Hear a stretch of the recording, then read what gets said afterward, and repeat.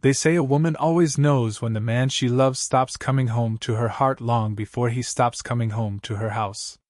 At 2:13 in the morning, Claire Whitmore heard the soft click of the penthouse door unlocking and felt her entire marriage collapse without a single word being spoken. Rain hammered against the floor-to-ceiling windows overlooking Manhattan while the city lights shimmered across the marble floors of the $80 million penthouse Ethan Blackwell once called their dream home. Claire sat alone at the kitchen island wearing one of Ethan's oversized cashmere sweaters stretched gently over her 7-month pregnant belly, her untouched tea cold beside her trembling hands. The television mounted across the room played silently in the background, a financial news segment showing Ethan smiling beside a headline that read America's most admired billionaire future father. The irony almost made her laugh. Almost. Ethan stepped inside carrying the sharp scent of expensive cologne mixed with something sweeter, floral, unfamiliar. Another woman. Claire's stomach tightened before her eyes slowly drifted toward the faint lipstick stain near the collar of his white dress shirt. Deep crimson. The exact shade she used to wear before pregnancy made her skin too sensitive for most makeup. Ethan loosened his tie without even looking at her at first, completely unaware that his wife had already stopped crying hours ago. That was the terrifying part. She was calm now. Calm enough to destroy him. "You're still awake?" Ethan finally asked, his voice flat with irritation instead of concern. Claire looked at the digital clock glowing above the wine cellar. 2:14 a.m. "I could ask you the same thing," she replied quietly. Ethan exhaled sharply and tossed his keys onto the counter. "It was a business dinner." Claire nodded slowly as thunder rolled outside the glass walls of the penthouse. Business dinner.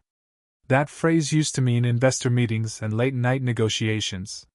Now it meant hotel suites, hidden receipts, and women young enough to still believe rich men told the truth. Ethan walked toward the kitchen and reached for a bottle of sparkling water. Before finally noticing the stack of papers sitting neatly in front of Claire, his hand froze. Divorce documents. Financial statements. Printed photographs. Hotel records from Miami. Aspen. Paris. One picture showed Ethan stepping out of a black SUV beside Sabrina Vale, the 26-year-old influencer currently flooding social media with cryptic posts about finding a man who worships you. Claire had memorized every photo, every timestamp, every lie. For the first time all night, Ethan looked nervous. "Claire," he said carefully, forcing out a laugh that sounded empty in the massive room. "You're emotional right now because of the pregnancy." The words landed softly, but they cut deeper than shouting ever could. Claire lowered her eyes to the ultrasound photo resting on top of the papers. Their daughter's tiny profile stared back at her beneath the warm glow of the kitchen lights. Ethan noticed the photo too, but before he could speak, Claire slid one final document across the marble counter toward him. A transfer confirmation. $30 million moved through one of Ethan's offshore accounts only 48 hours earlier. Ethan's face lost all color. Outside, lightning flashed across the skyline. Then every phone in the penthouse started ringing at the exact same time. The sound was relentless. Phones vibrating across marble countertops.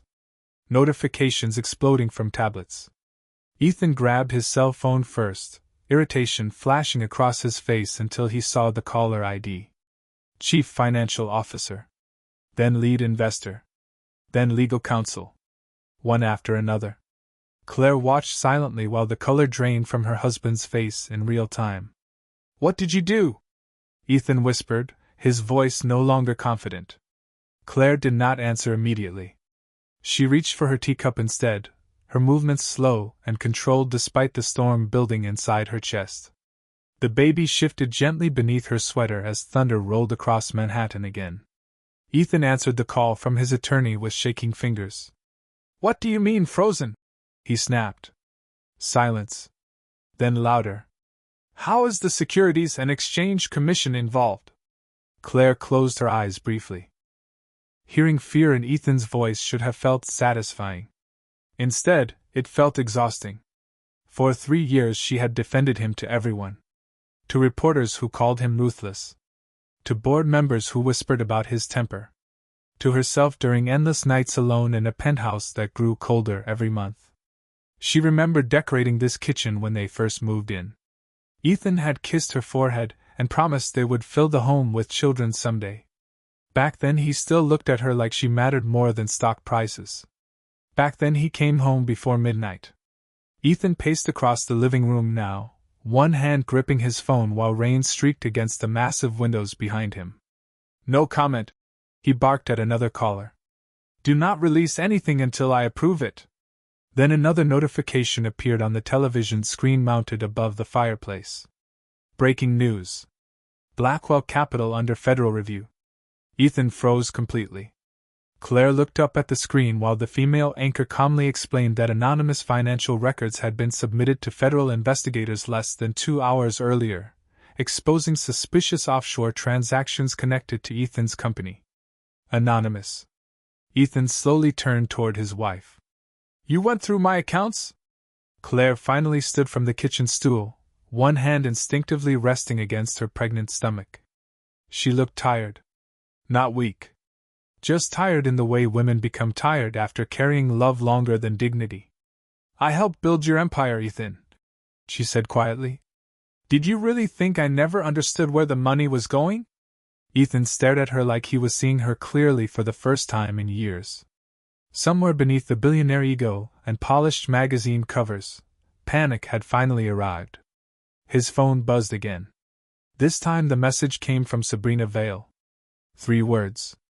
"Call me immediately." Ethan locked the screen too quickly, but Claire had already seen it. She almost smiled. Almost.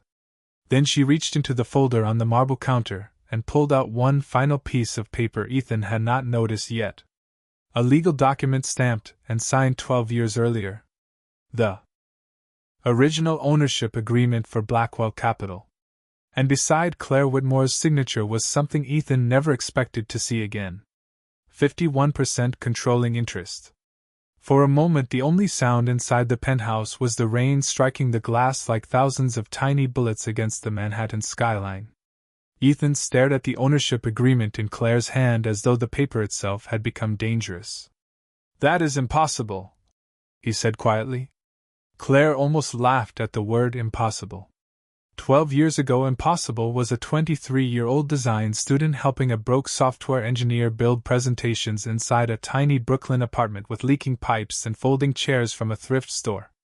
Impossible was Claire using her inheritance from her late grandmother to keep Blackwell Capital alive during its first bankruptcy scare.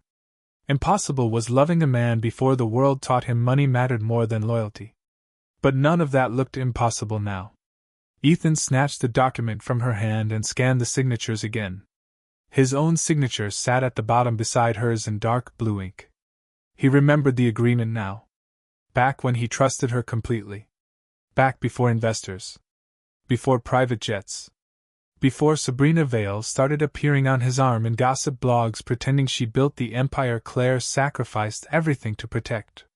"You said you never cared about the company," Ethan muttered. Claire looked at him steadily. "I never cared about the money." That answer hit harder than anger ever could. Ethan ran a hand through his hair while another news alert flashed across the television. Blackwell Capital stock had dropped 38% in after-hours trading. Analysts were already calling it one of the fastest collapses Wall Street had seen that year. Ethan grabbed the remote and muted the television immediately, but the silence somehow felt worse. Claire walked slowly toward the windows overlooking the city below. Thousands of headlights moved through rain-soaked streets, while lightning reflected against skyscrapers carrying Ethan's name across their rooftops. She remembered attending those ribbon-cutting ceremonies beside him, wearing designer gowns and smiling for cameras while secretly eating crackers in bathrooms because morning sickness never cared about billion-dollar schedules. She remembered how Ethan stopped asking if she was feeling okay months ago. Somewhere between success and obsession, empathy disappeared from him completely. "How long have you been planning this?" Ethan asked behind her. Claire rested both hands gently over her stomach before answering. "Since the night your driver accidentally dropped you at Sabrina's penthouse instead of ours." Ethan closed his eyes briefly. One mistake. One sentence. One careless moment that cracked open every lie. Claire turned back toward him slowly. I gave you 6 months to tell me the truth, she whispered. Instead, you moved money offshore while I was picking out baby furniture alone. Ethan stepped forward for the first time all night, desperation beginning to overpower pride. Claire, listen to me. We can fix this. But Claire saw it then. He still did not understand. He thought this was about saving his company. Saving his image. Saving his billions. Meanwhile, the only thing Claire ever wanted was the man who used to hold her hand during subway rides before the world started calling him powerful. Her phone vibrated softly against the marble counter. A message from Victoria Hale. Federal investigators are requesting a meeting at 8 a.m. Claire looked up at Ethan one final time. No, she said quietly. You cannot fix what you chose to become. By 3:07 in the morning, the storm outside Manhattan had started to fade, but inside the Blackwell penthouse the collapse was only beginning. Ethan stood near the kitchen counter staring at his phone while message after message flooded the screen faster than he could read them. Investors demanding explanations. Board members refusing to answer calls. Financial reporters publishing leaked documents that were supposed to remain hidden forever. Claire watched him quietly from across the room and realized something strange. For the first time since she met him, Ethan Blackwell looked small. Not poor. Not powerless. Just small. Like a man discovering that wealth could not protect him from consequences. The television remained muted, but the headlines rolling across the bottom of the screen said enough. Federal inquiry. Emergency shareholder meeting. Insider transfers under review. Claire remembered the countless nights Ethan spent teaching her how perception controlled markets. Confidence created empires, he always said. Panic destroyed them. Tonight panic had finally found him. Ethan suddenly looked up from his phone. You gave those files to Victoria Hale? It was not a question anymore. Claire nodded once. Victoria Hale had a reputation in Manhattan that made billionaire husbands nervous and judges pay attention. Cold. Precise. Unbreakable. Claire had met her 3 months earlier in a quiet office overlooking Central Park after spending 2 straight hours sitting in her car trying to decide whether ending her marriage meant she had failed. Victoria listened to everything without interrupting once. Then she asked Claire a single question she never forgot. Are you trying to save your husband? She asked calmly. Or are you trying to save yourself? Claire finally understood there was a difference. Ethan walked toward her slowly now, careful like someone approaching the edge of a collapsing cliff. You should have talked to me first, he said. Claire almost smiled at the absurdity of the sentence. I tried, she answered softly. Every night you came home after midnight. Every dinner you canceled. Every doctor appointment you missed. I tried, Ethan. Her voice never rose, but somehow that hurt him more than anger could have. The baby shifted again beneath her sweater, and Claire instinctively rested her hand against her stomach. Ethan noticed the movement immediately. His expression cracked for half a second. Fear. Regret. Maybe both. This is not just about us anymore, Claire whispered. I had to think about her. Ethan looked down at the ultrasound photo still lying beside the divorce papers. The image suddenly seemed more real now than all the billion-dollar contracts scattered across his office downtown. His phone rang again. This time it was his father. Ethan hesitated before answering. Claire could hear the shouting, even from across the room. What have you done? His father yelled through the speaker loud enough to echo across the marble walls. Ethan closed his eyes. Another crack in the empire. Another person losing faith. Then came the final notification of the night. Blackwell Capital stock suspended from overnight trading pending federal review. Ethan stared at the screen in silence while Claire slowly picked up her coat from the chair beside her. Where are you going? He asked, his voice suddenly desperate. Claire looked at him one last time. Home, she said quietly. And somehow that single word terrified him more than losing billions ever could. The elevator doors closed behind Claire with a soft metallic sound that felt strangely final. She stood alone inside the private elevator descending 48 floors through one of the most expensive residential towers in Manhattan, while her entire life rearranged itself minute by minute above her. Her reflection in the mirrored walls looked pale beneath the dim gold lighting, but her eyes no longer carried confusion. Only exhaustion. The kind that came after loving someone long after they stopped loving you back.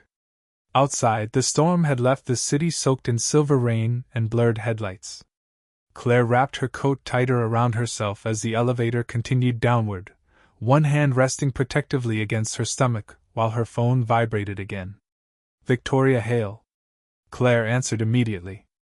"Tell me you are somewhere safe," Victoria said without greeting. Claire glanced upward instinctively even though dozens of floors separated her from Ethan now. "I am leaving," she answered quietly. Victoria exhaled in relief. "Good. Because this situation is escalating faster than expected." Claire closed her eyes briefly as the elevator reached the lobby level. Escalating. Such a clean word for something so painful. She stepped into the silent marble lobby where security guards pretended not to stare at the billionaire's pregnant wife walking out alone before sunrise carrying nothing except a leather folder and years of disappointment. "The board is turning on him already," Victoria continued through the phone. "One of the investors leaked additional financial records an hour ago. Reporters are waiting outside Blackwell Capital headquarters." Claire pushed through the revolving glass doors into the cold Manhattan air. The rain had slowed to a mist now, drifting through the glowing streetlights while black SUVs lined the curb nearby. Somewhere across the city, Ethan was probably still trying to stop the collapse with phone calls and promises. But Claire knew something he still did not understand. Empires built on image fall apart the second people stop believing the story. A black town car pulled smoothly to the curb beside her. Victoria's driver. Claire slipped inside the warm back seat with a quiet thank you before leaning her head against the window. "There is something else," Victoria said carefully. Claire immediately sensed the shift in her tone. "What?" Silence lingered for half a second too long. Sabrina Vale just posted photos from St. Regis online less than 20 minutes ago. Claire felt her chest tighten slightly. Photos of what? Victoria hesitated again. Engagement photos. Claire stared out the rain-covered window while Manhattan blurred past like a dream collapsing in slow motion. Ethan had not even waited for the divorce papers to settle before rewriting his future publicly. Her throat tightened, but she refused to cry now. Not anymore. Then Victoria spoke again, colder this time. But she made one mistake. Claire frowned slightly. What mistake? Victoria's voice lowered almost to a whisper. The diamond ring Sabrina is wearing was purchased through one of Ethan's frozen offshore accounts. Claire slowly looked down at her phone screen as a new news notification appeared across the top. Federal investigators expand inquiry into Blackwell Capital after suspicious luxury purchases uncovered. Somewhere in Manhattan, Ethan Blackwell's phone started ringing again. By sunrise, every major financial network in America was talking about Ethan Blackwell. Giant screens outside Times Square flashed his photograph beside headlines filled with words men like Ethan feared most. Investigation. Fraud. Collapse. Claire sat silently in the back seat of Victoria Hale's town car, watching the city wake up around her while Manhattan consumed her husband's reputation in real time. Delivery trucks rolled through wet streets. Coffee shops opened. Commuters hurried beneath umbrellas completely unaware they were witnessing the fall of one of the most admired billionaires in the country. Victoria's office occupied the top floor of an old limestone building overlooking Central Park. Quiet. Elegant. Controlled. The exact opposite of the chaos erupting downtown. Claire stepped inside slowly, exhaustion pulling at her shoulders as assistants rushed through hallways carrying legal folders and ringing phones. Nobody looked surprised to see her. Victoria had prepared them for war hours ago. Sit, Victoria said gently as Claire entered the conference room. A television mounted against the wall played muted footage of reporters crowding outside Blackwell Capital headquarters while investors shouted questions nobody could answer.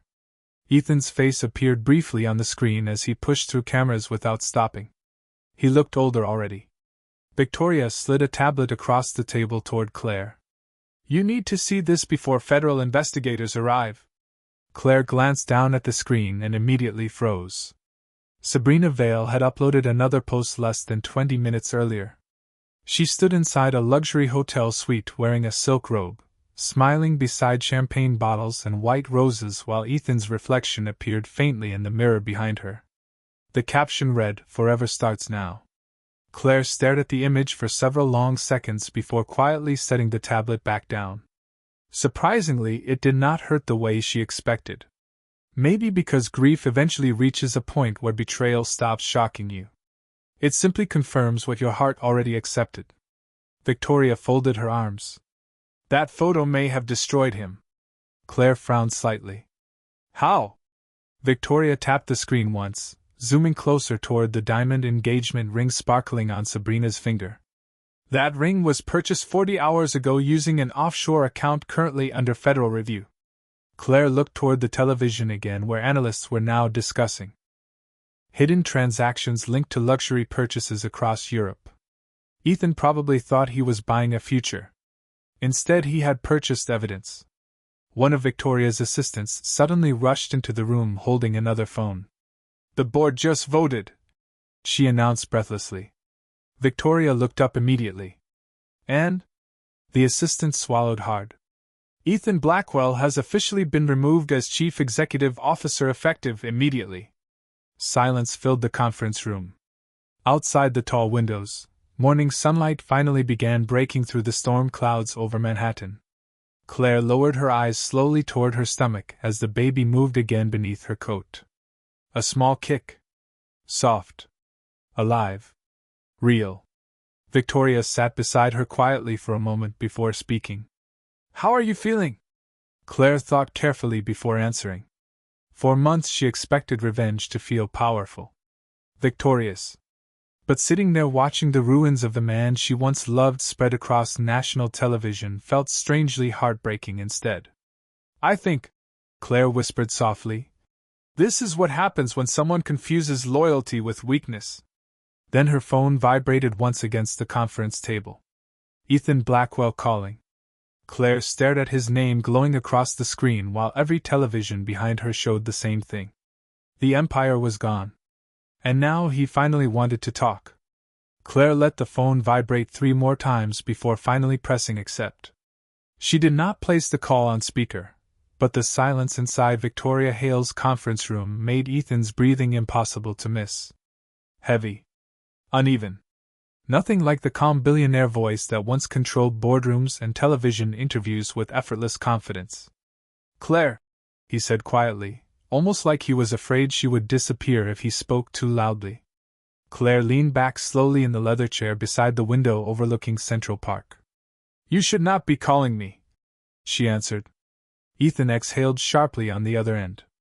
In the background she could hear muffled voices, car horns, camera shutters, chaos. He was probably trapped outside his own headquarters surrounded by reporters asking questions he could no longer avoid. I need to see you, he said quickly. Please. Claire closed her eyes briefly. There was a time when that word would have shattered her instantly. Back when she still believed being needed meant being loved. But pregnancy changed something inside her.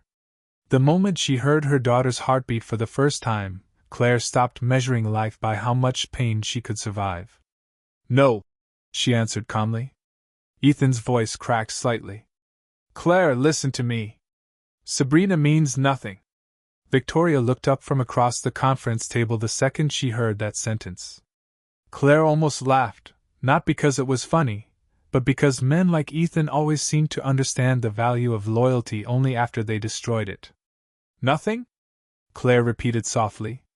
You moved money through offshore accounts to buy her a $4 million ring. Ethan fell silent for half a second. Long enough to confirm everything. I was going to end it, he said finally.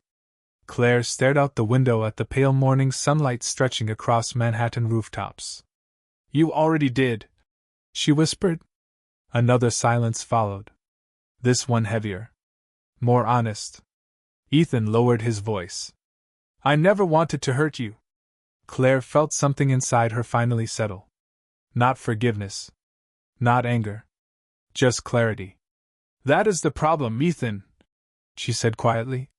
You never wanted to think about anyone except yourself. Across the room, Victoria's assistant suddenly turned up the volume on the television. Breaking news banners flooded the screen while financial analysts spoke urgently over footage of federal agents entering Blackwell Capital headquarters carrying sealed evidence boxes. Ethan heard the television through the phone immediately. What are they saying? He demanded. Claire did not answer. She simply watched the screen as another headline appeared beneath Ethan's photograph. Sources claim company assets may be seized. Ethan's breathing grew sharper. Faster. Panic now. Claire, he whispered again. You cannot let this happen. Claire looked down at her wedding ring resting quietly beside her legal documents on the conference table. Platinum. Oval diamond. 12. Years of memories compressed into one small circle of metal. Slowly, without emotion, she slid the ring off her finger completely and placed it beside the divorce papers. I did not let this happen, she said softly. You built this yourself. Then she ended the call while, across every screen in America, Ethan Blackwell's empire continued collapsing in real time. 3 hours later, the courthouse steps outside Lower Manhattan were completely overwhelmed by reporters. Camera flashes exploded nonstop against the gray afternoon sky while news vans lined the streets bumper to bumper. Claire stepped out of Victoria Hale's black town car slowly, one hand supporting the curve of her 7-month pregnant belly as dozens of microphones instantly turned toward her. Mrs. Blackwell, did you know about the offshore accounts? Are the divorce rumors true? Did Ethan Blackwell commit fraud? Questions crashed into the cold air from every direction, but Claire never answered. She simply walked forward in silence beside Victoria, her cream-colored maternity coat moving softly in the wind while cameras captured every exhausted step. Across the street, giant digital billboards already displayed Ethan's face beneath headlines calling his downfall one of the fastest corporate collapses in modern Wall Street history. 12 years building an empire. Less than 12 hours destroying it. Inside the courthouse lobby, the noise disappeared almost instantly. Marble floors. Security scanners. Quiet conversations echoing beneath tall ceilings. Claire exhaled slowly for what felt like the first time all day. You do not have to face him longer than necessary, Victoria reminded her gently. Claire nodded once, but before they reached the elevator, voices erupted near the front entrance behind them. Reporters shouting again. Security guards moving quickly. Then Ethan Blackwell appeared through the glass doors looking nothing like the man from magazine covers and billion-dollar conferences. His tie hung loose. His eyes looked bloodshot from hours without sleep. The confidence was gone completely now. Ethan saw Claire immediately. Claire! He called out, pushing past reporters trying to surround him. Victoria instantly stepped forward protectively, but Claire lightly touched her arm. Ethan stopped only a few feet away from her, breathing hard as cameras flashed through the courthouse windows behind him. For one long moment neither of them spoke. Ethan looked at her stomach first. Then at the empty space on her finger where her wedding ring used to be. Something inside him visibly broke. Please, he said quietly. Do not do this. Claire stared at him calmly while the entire world outside waited for scandal, screaming, drama. Instead they found silence. The kind of silence that only exists when love finally dies. You already chose this, Claire answered softly. Ethan shook his head immediately. I made mistakes. Claire's eyes hardened for the first time all day. Mistakes are forgetting anniversaries, she whispered. You built another life while I was carrying your daughter. Ethan looked away briefly as though even hearing the truth hurt now. Outside the courthouse windows, another wave of breaking news alerts flashed across phones throughout the crowd. Federal prosecutors considering criminal financial charges connected to Blackwell Capital investigation. Ethan's phone vibrated in his pocket again and again, but he ignored it completely. For the first time in years, money was no longer the center of his world. Fear was. Claire watched him carefully and realized something heartbreaking. He did love her once. Maybe he still did in his own broken way. But love without respect eventually turns into destruction. The courthouse elevator doors opened softly behind her. Victoria stepped inside first. Claire followed slowly, but before the doors closed, Ethan spoke one final time. Was any of it real? Claire looked at him through the narrowing space between the elevator doors and answered with tears finally shining quietly in her eyes. For me, all of it was. 6 weeks later, the first snow of winter drifted softly across Manhattan, while television screens inside hospital waiting rooms quietly replayed the same story America still could not stop watching. Former billionaire Ethan Blackwell remained under federal investigation after the collapse of Blackwell Capital erased nearly $12 billion in market value almost overnight. Analysts called it historic. Reporters called it scandal. But sitting beside the hospital window holding her newborn daughter for the very first time, Claire Whitmore realized none of those headlines mattered anymore. The delivery room had finally fallen silent except for the gentle rhythm of monitors and the tiny sleepy breaths of the little girl wrapped carefully against Claire's chest. Eleanor Grace Whitmore. 7 pounds 4 ounces. Perfect blue eyes. Tiny fingers curled tightly around Claire's thumb as morning sunlight spilled through the hospital curtains in soft, golden lines. For the first time in months, Claire felt something stronger than grief. Peace. Victoria Hale entered quietly carrying coffee cups and a small gift bag before stopping at the sight of Claire holding the baby. She looks just like you, Victoria whispered with a smile. Claire looked down at Eleanor and felt tears burn gently behind her eyes again. Not from sadness this time. From relief. The kind of relief that comes when survival finally stops feeling impossible. Has he called? Victoria asked carefully after a moment. Claire nodded once. Ethan had called every day for weeks. Sometimes leaving long voicemails in the middle of the night. Sometimes saying nothing at all once she answered. She never blocked him. But she never went back either. Victoria placed the tablet quietly on the side table beside the bed. There is something you should probably see. Claire hesitated before glancing at the screen. A photo filled the display. Ethan sitting alone outside a small apartment building downtown wearing a dark wool coat with reporters surrounding him behind metal barricades. No private drivers. No security teams. No custom-tailored confidence. Just a tired man staring down at the sidewalk while headlines above the article read former billionaire sells final property amid ongoing investigation. Claire studied the image silently for several seconds before turning the screen face down. Do you miss him? Victoria asked softly. Claire looked toward the snow falling outside the hospital window while Eleanor slept peacefully in her arms. The honest answer hurt more than anger ever could. I miss who he used to be, she whispered. Because before the money and headlines and betrayals, Ethan Blackwell was once just a young man riding the subway with cold hands and impossible dreams who promised Claire he would love her forever even if they never became rich. Somewhere along the way he stopped protecting the life they built and started protecting the image he created. And in the end, the image was the only thing left standing beside him when everything collapsed. Claire kissed the top of her daughter's head gently as the winter sunlight grew brighter across the room. Down below, Manhattan continued moving forward without waiting for anyone. Billionaires. Empires. Scandals. All temporary. But dignity lasted longer than wealth ever could. And somewhere across the city, Ethan Blackwell was finally learning that some men do not lose everything when they become poor. They lose everything the moment the woman who truly loved them stops believing in them.